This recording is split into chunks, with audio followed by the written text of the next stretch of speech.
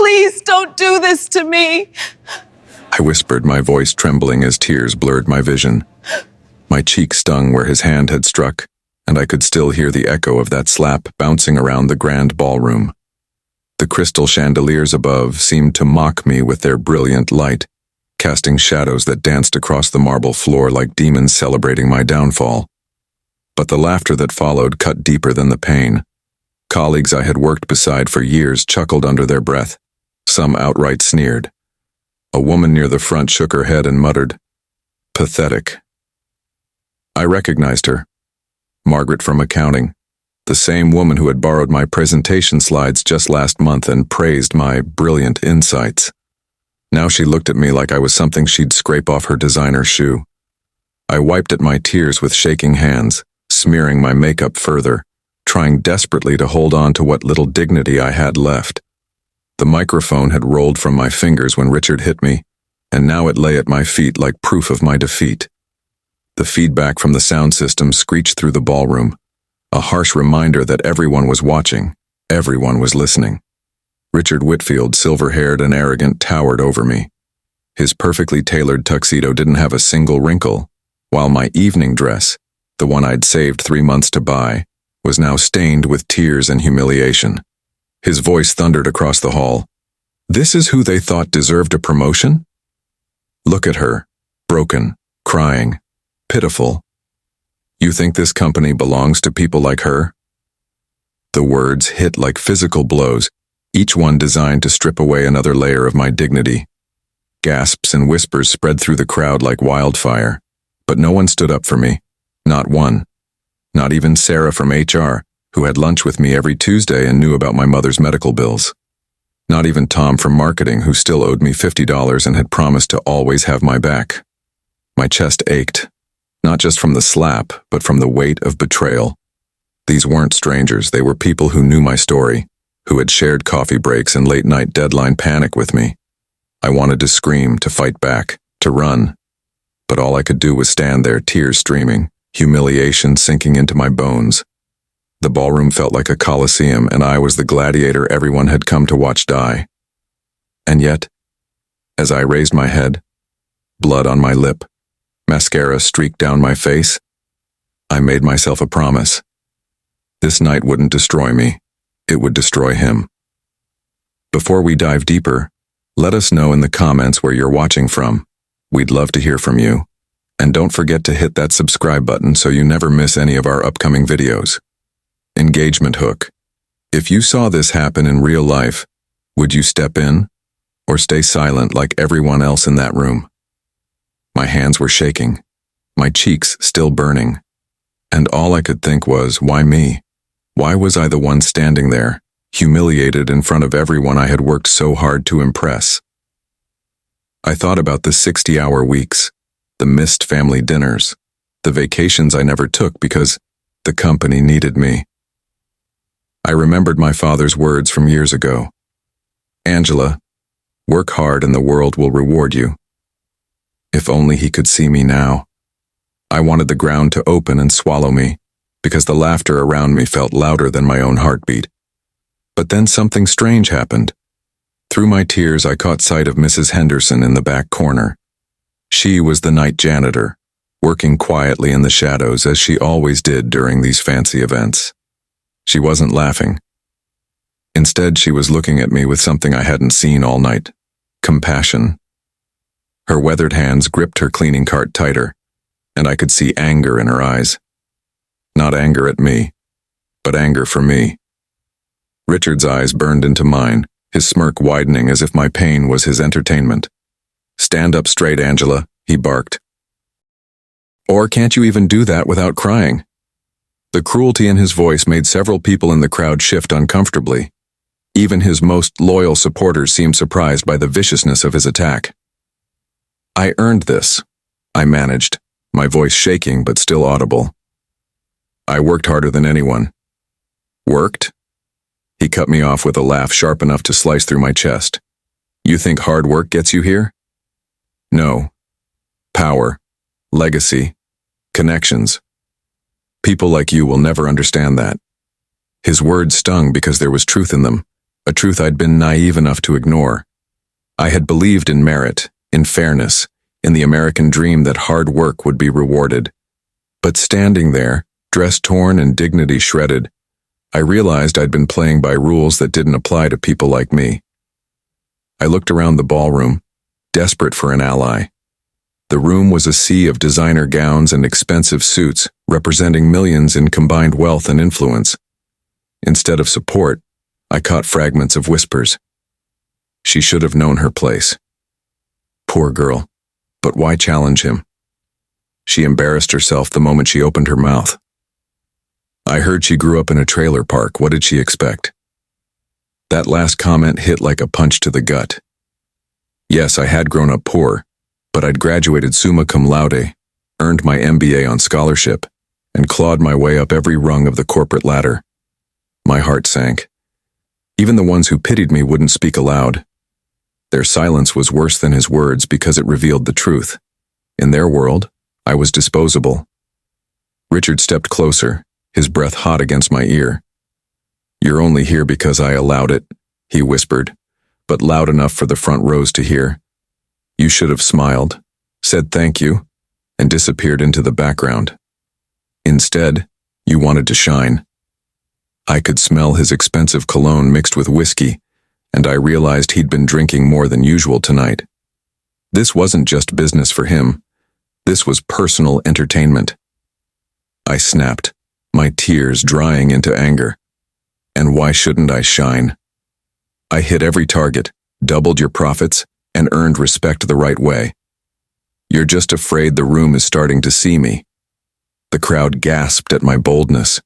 One man muttered, "She's digging her own grave." Another whispered, "She's right, though." For the first time, I heard division in the crowd. Not everyone agreed with Richard, even if they were too cowardly to say so publicly. Richard's face reddened, his arrogance cracking for a second. Then he roared, loud enough for every guest to hear, "Respect? Look at her!" Crying like a child. "Who respects weakness?" The hall erupted in divided murmurs, some nodding, some shaking their heads, all unwilling to intervene. But I noticed something Richard didn't. Several people were now recording with their phones. This wasn't just a private humiliation anymore. It was becoming a public spectacle. And in that exact moment, humiliated but unbroken, I knew. Every eye in that room had seen him lose control. They thought I was the one breaking. But the truth? It was Richard's mask that had shattered first. Richard wasn't finished. His allies, the same executives who smiled in my face during board meetings, were already circling like vultures. "She doesn't belong here," one of them snickered, his glass raised high. "Richard, you've been too generous. She should be fetching coffee, not standing on stage." I recognized him, James Morrison, the VP who had stolen my marketing strategy and presented it as his own just 6 months ago. The same man who had patted my shoulder and said, "Great minds think alike, don't they?" Laughter rippled through their side of the room. Each chuckle was a blade twisting in my chest. But something was happening that Richard couldn't see from his position of arrogance. The younger employees, the interns, the support staff, they weren't laughing. They were recording, whispering among themselves, their faces showing disgust at what they were witnessing. I clenched the microphone tighter, my knuckles white against the metal. "You laughed when I worked late nights for numbers you couldn't even hit. You laughed when I carried departments on my back. And you'll keep laughing until the truth catches up." My voice was stronger now, cutting through the noise of the crowd. Richard sneered, stepping closer until I could see the broken capillaries in his nose from years of drinking. "Truth? The truth is, no one respects tears. Look at you, pitiful, weak." More murmurs swelled from the crowd. Some nodded, others shifted uncomfortably. I could see the battle lines being drawn. The older generation, the establishment versus the younger voices who were tired of this kind of behavior. "Maybe she should just walk away," a woman whispered. "No, she's braver than the lot of them," another hissed back. For the first time, I realized not everyone agreed with him. Their whispers weren't all cruel. Some were fighting to believe in me. Some were seeing courage where Richard only saw weakness. Then it happened. A voice rang out from the back of the room, clear, sharp, unshaken. Enough! All heads turned. It wasn't a junior staffer. It wasn't security. It was Eleanor Davis, the board's oldest member, a woman whose silence carried more weight than most men's speeches. She was 83 years old, a survivor of the Mad Men era, who had clawed her way up in a world even more hostile to women than today's. She rose slowly, her arthritis making each movement deliberate, leaning on her silver-topped cane. Her voice, though weathered by age, cut through the ballroom like a sword. "I've seen decades of leaders in this company," she said, her gaze fixed on Richard with laser intensity. "I've watched men build empires and tear them down. I've seen courage and I've seen cowardice. And I'll tell you this, respect doesn't come from money or cruelty. It comes from character, from integrity, from the courage to stand up when standing up costs you everything. Tonight, Angela has shown more of it than any of you." The room went absolutely still. You could hear the ice clinking in glasses, the whisper of silk against silk as people turned to stare. Richard's jaw tightened. He tried to laugh it off, but the sound cracked, brittle and false. "Eleanor, you don't know what you're saying." "Oh, I do." She cut him off with the authority of someone who had earned her place through decades of fighting. "I know exactly what I'm saying. And so does everyone in this room. I've been silent too long while men like you mistake cruelty for leadership." For the first time all evening, Richard looked rattled. His perfectly composed facade was cracking, revealing something desperate underneath. And in that split second, I felt the tide shift. The power dynamics in the room were changing, and everyone could sense it. Richard's eyes lit up when he saw Eleanor stand, but he twisted it into another attack. "Courage?" he scoffed, his voice getting louder and more desperate. "Is that what we're calling failure now? Courage? Eleanor, you're letting sentiment cloud your judgment." The crowd chuckled again, but it was more nervous now, less certain. One of his friends clinked his glass, trying to restore the earlier mood. "Tell us, Angela, how many zeros did you add to your paycheck with those crocodile tears?" Another smirked, emboldened by Richard's apparent recovery. Maybe she thought if she cried hard enough, Richard would adopt her. The laughter cut me deeper than the slap had, but I could see it was forced now. People were laughing because they felt they should, not because they found it genuinely funny. I gripped the microphone tighter, my voice growing stronger with each word. "I've worked harder than anyone here." "Worked harder?" Richard interrupted, his voice booming with false bravado. "Don't flatter yourself. We let you climb because it made us look progressive, diverse, generous. A charity case with good speeches and a sad backstory." The words charity case echoed through the ballroom like a gunshot. A ripple of cruel laughter followed, but I noticed something. Several board members exchanged uncomfortable glances. Even some of Richard's allies looked disturbed by how far he was pushing this. My cheeks burned with shame and rage. The sting of tears blurred my vision again, but I refused to let them fall. I had cried enough for one lifetime. Then came the most vicious blow yet. A tall man at the front, Richard's golf buddy and fellow board member, leaned back in his chair and muttered loudly enough for half the room to hear. "She's just a diversity trophy. Without affirmative action, she'd be nowhere. Probably still living in whatever trailer park she crawled out of." The room roared with laughter from some quarters, while others fell into uncomfortable silence. I felt something die inside me, the last vestige of belief that I could win them over with dignity and grace. Some guests laughed outright, others shifted uncomfortably but said nothing. Every second of silence from potential allies confirmed it. They weren't going to help me. I was alone in this fight, just as I'd been alone my whole life.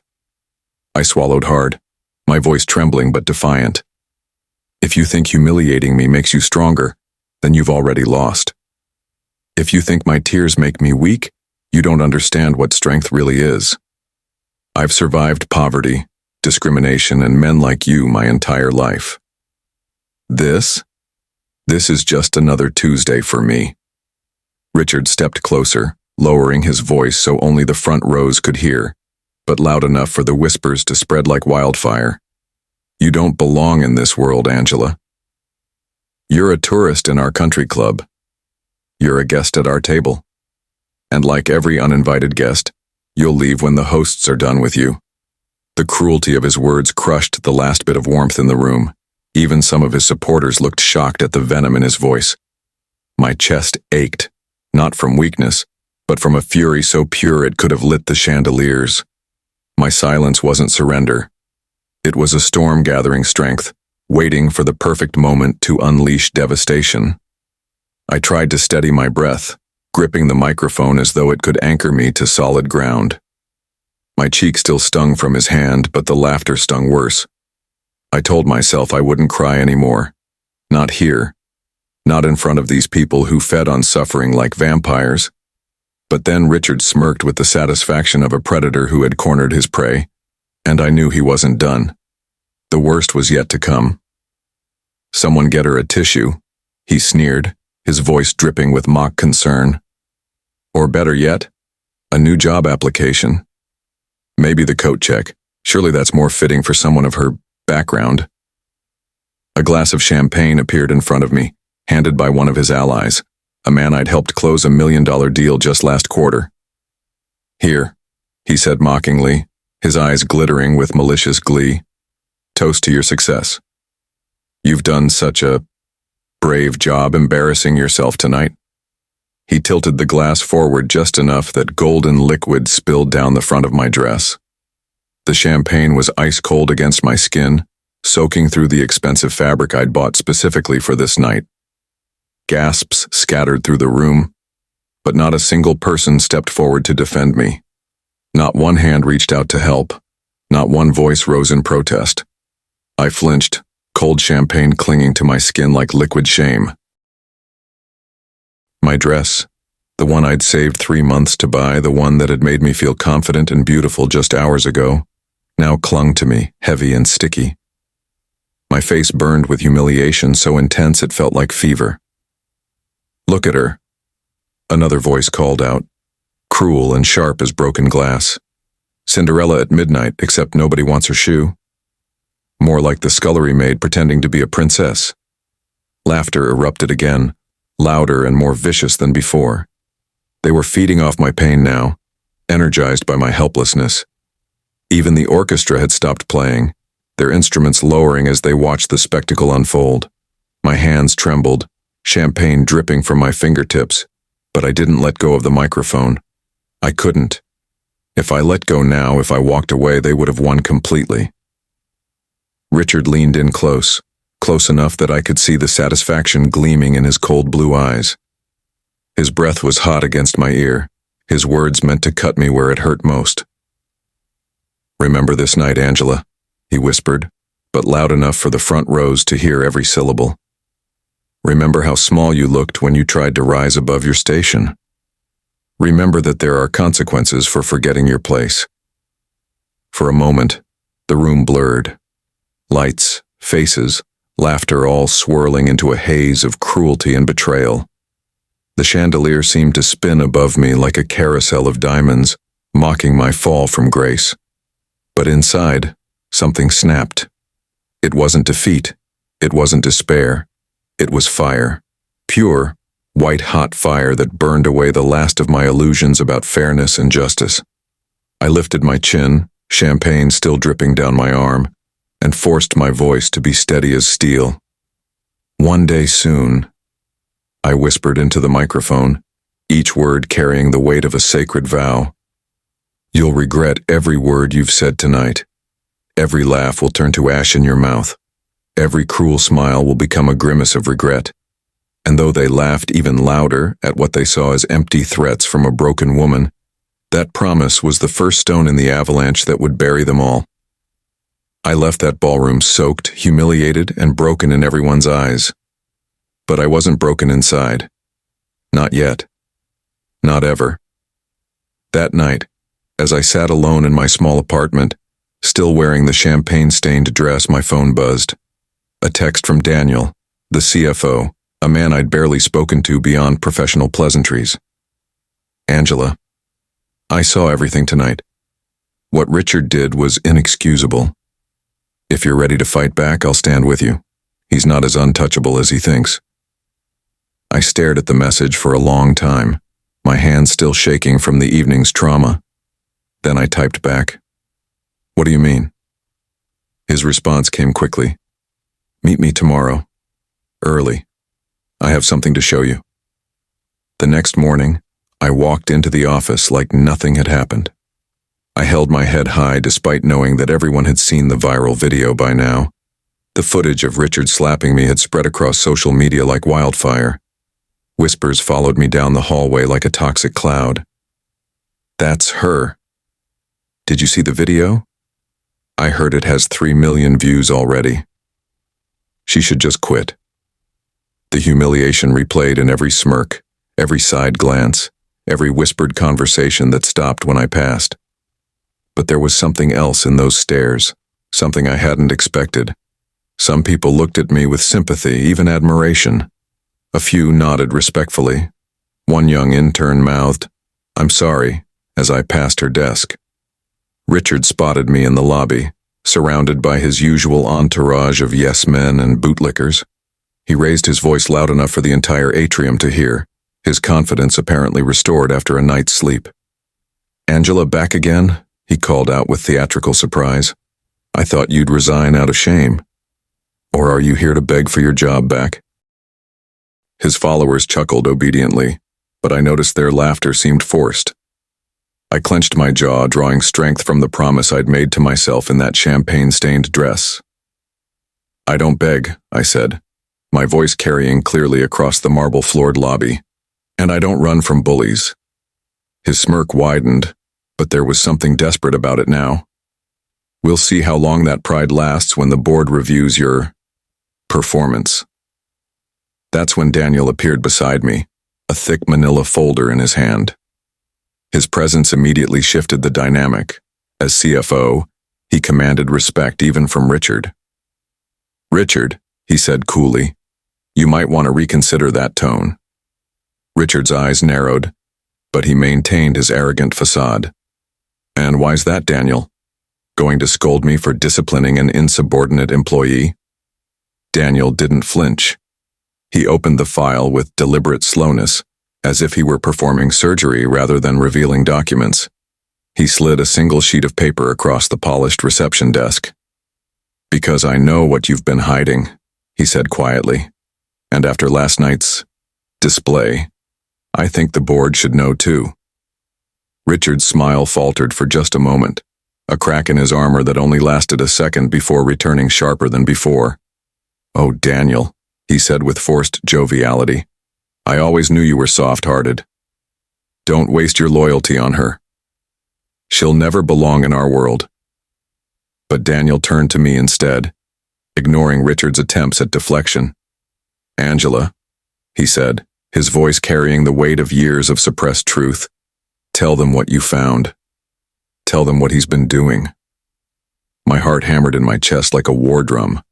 For months I'd kept the emails, the late-night messages, the shady contracts I'd stumbled across by accident while working late. I thought speaking up would cost me everything, my job, my career, my future. But now, standing in that lobby with champagne stains still faint on yesterday's dress, I realized I had nothing left to lose, and everything to gain. I looked Richard dead in the eye, seeing him clearly for the first time, not as the powerful titan I'd feared, but as a corrupt man whose sins were finally catching up to him. "You didn't just slap me in that ballroom, Richard," I said, my voice growing stronger with each word. "You slapped every woman who worked twice as hard for half the respect. You slapped every honest employee who believed hard work mattered. And you've been stealing from this company, skimming from deals, hiding income in offshore accounts, thinking no one would ever catch you. But I did." The silence that followed was deafening. Phones lifted throughout the lobby, recording every word. His allies exchanged nervous glances, suddenly remembering urgent meetings they needed to attend. The power he wielded with such casual arrogance was crumbling, piece by piece in front of his own empire. Richard tried to laugh it off, but the sound cracked at the edges like old paint. "Lies," he said, but his voice lacked its usual conviction. "She's lying. Desperate lies from a desperate woman. Don't listen to her." Daniel's voice cut through Richard's denials like a blade through silk. "The board will decide," he said, placing additional documents on the desk. "And they'll have all the evidence they need. Bank statements, email chains, witness testimonies. Everything." In that moment, watching Richard's face cycle through disbelief, rage, and finally fear, I realized something profound. He wasn't the untouchable CEO anymore. He was just a man cornered by his own sins, and everyone in that lobby could see it. And for the first time since that horrible night, I felt taller than him. The boardroom had never been this full. Every director sat stiff-backed around the mahogany table, their phones buzzing constantly with notifications as the viral clip of Richard slapping me continued to replay across social media platforms worldwide. The hashtag Justice for Angela was trending, and the company's stock price had dropped 12% overnight. The world was watching, and Richard knew it. He strode in like a dethroned king, refusing to admit his crown had fallen, his expensive suit immaculate despite the chaos swirling around him. "This is a waste of time," he announced to the room, his voice booming with false authority. "I've built this company from nothing. Without me, none of you would be sitting in these chairs." The chairman, a silver-haired man who had known Richard for 30 years, leaned forward with the weariness of someone forced to confront an ugly truth. "And yet, here we are, Richard," he said softly, "reviewing allegations of misconduct, fraud, assault, and a public relations disaster that's cost us millions in market value. Care to explain?" Richard's eyes flicked to me like a snake preparing to strike. "This is all her doing," he snarled, his composure finally cracking completely. "She's manipulative, ambitious, ungrateful, a diversity hire who bit the hand that fed her." I cut him off, my voice steady but trembling with years of pent-up restraint and newfound power. "Ungrateful," I said, rising from my chair. "I gave this company every ounce of myself for 7 years. I missed my father's funeral for a client meeting you deemed critical. I worked through pneumonia because you said the team couldn't afford my absence.